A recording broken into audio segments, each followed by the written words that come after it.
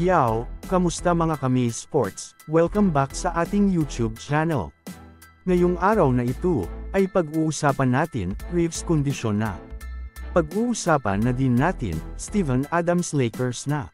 Isa nga sa mga dahilan kung bakit nga ba nakaabot pa ang Los Angeles Lakers sa Western Conference Finals, ay dahil nga sa mga role players nila na nag-step up lalong-lalo na nga itong si Austin Reeves, na mala superstar na nga ang bawat performances sa kada games nila noong playoffs.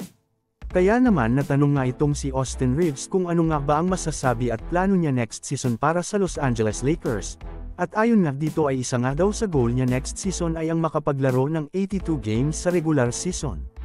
Kaya naman pusa na nga ang pag-training nito kasama ang strength and conditioning team ng Los Angeles Lakers kahit nga ito ay nasa FIBA World Cup pa para i-represent ang Team USA.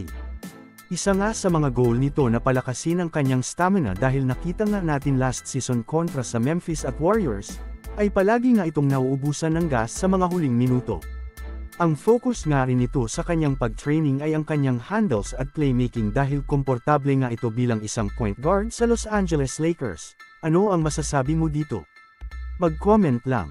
Samantala ako naman tayo sa sumunod na balita na kung saan, dahil nga patuloy pera na naghahanap ng isang center ang Los Angeles Lakers, ay nandito nga ang suggested trade idea ng mga NBA insiders para sa Los Angeles Lakers, upang makakuha nga isa ng isang legit at consistent na center. Subalit isang paalala muna mga kami sports, na ito nga ay isang rumors o trade idea pa lamang na galing sa mga NBA experts, at hindi ko nga ito gawa-gawa lamang.